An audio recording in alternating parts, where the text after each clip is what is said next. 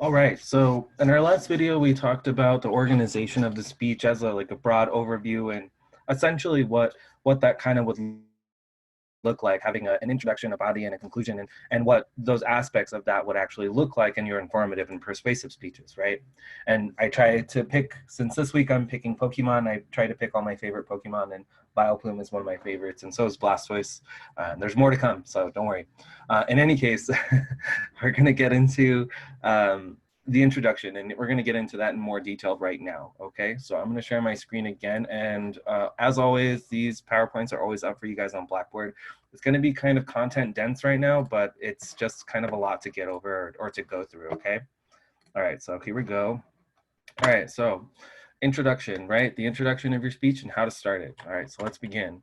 So the introduction of your speech should give your audience a brief explanation of what we'll be discussing. As I said in the last video, it's going to have to bring in all of those elements of this is my topic, this is why my topic is significant, this is why it's important, and this is what I'm going to tell you guys about, okay? So to go down this checklist, first, you're going to need to grab the attention of the audience by catching their attention. And so what does that mean? It means like having a statement to open up your speech to be like, all right, guys, like this is what we're going to talk about. Okay. Like, I know I gave you guys an example of my narrative speech by saying like, it was going to be the greatest Christmas present ever. Right. So it was something like that. Right. So you're going to want to give like an intention getter like that. But in your informative and persuasive speeches, you're gonna want to kind of like bring it more into like an academic setting, more not I wouldn't say academic, but more so like, did you guys know that there is enough plastic in the ocean to wrap around the Earth 12 times?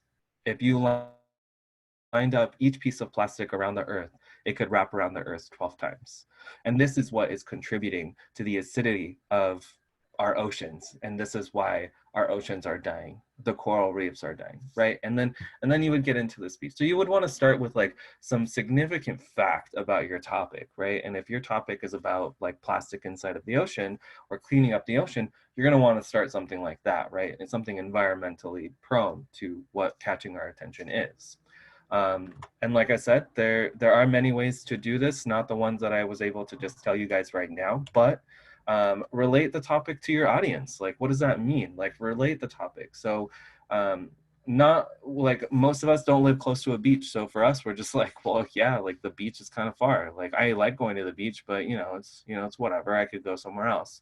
But if it was like recently, there's been a lot of fires in the IE, right? So you could be like, the amount of air pollution in California right now is actually #1 in the entire world. And this is how we can prevent forest fires, right?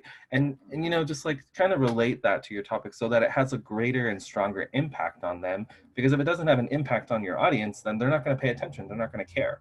So, there's significant ways that you can do that. And the most important way is to state the importance of your topic, right?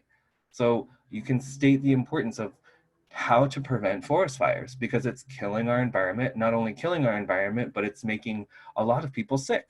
And this is how we're making people, like, this is why air pollution makes people sick, and then like you go into like the statistics of it and then you relate that back to your audience.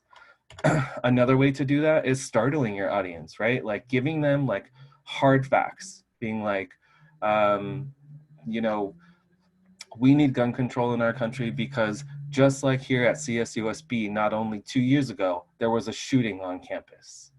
And that, you startled the audience, like, oh my God, and like, no way, no shit. And so you just, you play off of the emotions. And that's another portion of ethics, but we're going to get into ethics later when we talk about Monroe's motivated sequence. But that's one way to do it as well. Another way to do it is like, startling their curiosity. Like, how do you grab someone's attention? Like trying to grab their curiosity, like saying something like, it only takes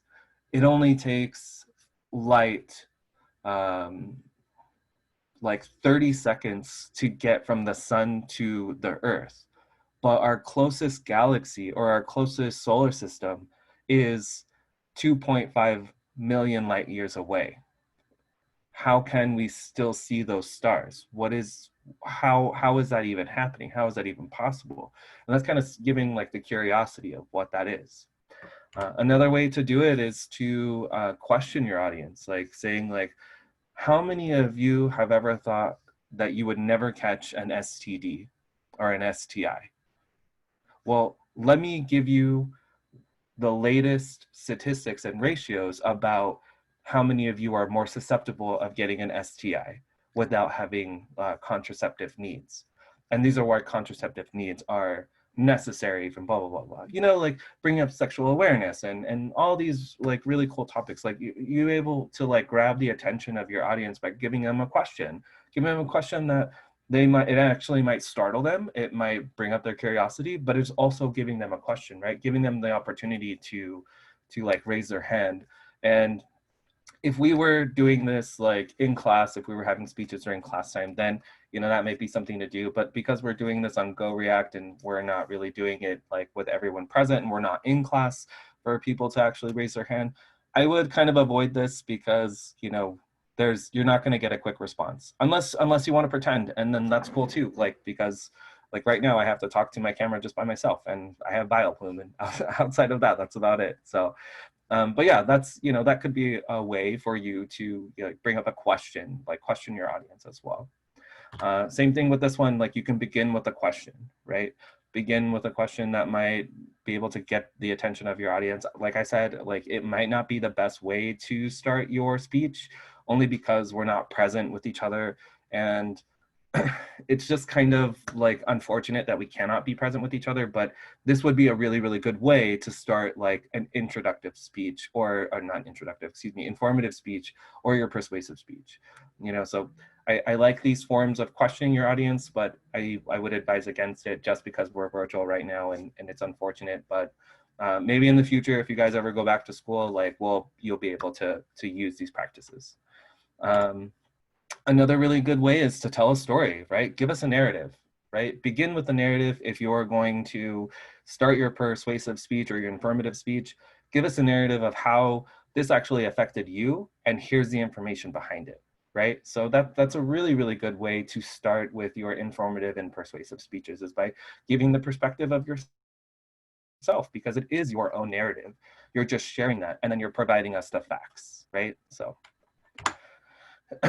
And so all of these are really, really good ways of kind of like starting your informative and persuasive speeches, is by getting the attention of your audience and bringing their attention to the subject that you find to be extremely important, and telling us why it's important, right?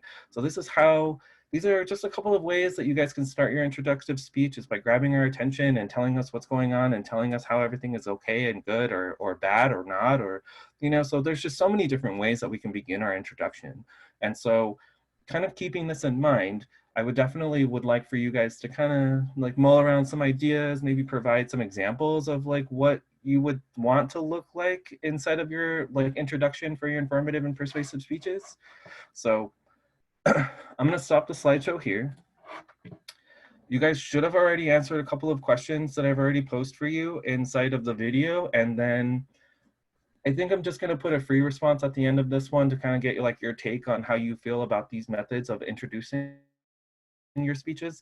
No discussion post, and yeah, and then we're going to move on to the next aspect of organization in your speeches, and then I think we have a couple more videos after that, and then we're going to be done for this week. Okay, all right, so I'll put up a new Pokemon.